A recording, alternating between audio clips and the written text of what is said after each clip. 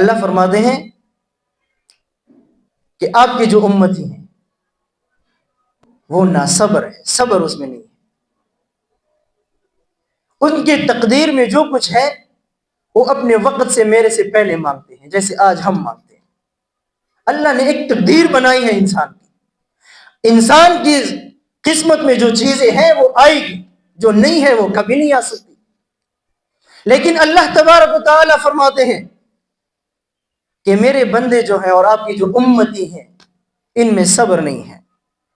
میں نے ان کی تقدیر میں جو کچھ لکھا ہے، اگر ایک ایسی چیز ہے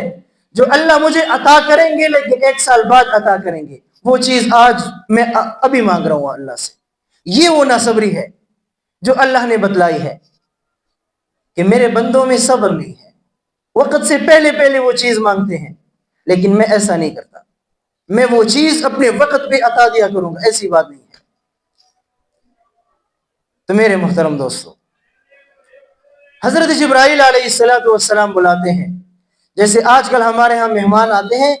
تو ہم ان کی اچھی جگہوں پہ جا کے وزٹ کراتے ہیں،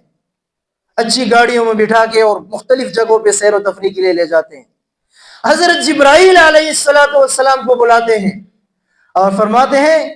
آج میرے معزز مہمان آئے ہیں، جس مہمان کی خاطر میں نے پورے عالم کی تخلیق کی ہے، جس مہمان کے اندر فرشتوں سن لو میں نے آپ کی بھی تخلیق کی ہے، انبیاء بھی سن لیں میں نے انبیاء کی بھی تخلیق کی ہے، سارے انسان بھی سن لیں میں نے انسانوں کی تخلیق کی ہے۔ آج وہ میرا معزز مہمان میرے سامنے بیٹھا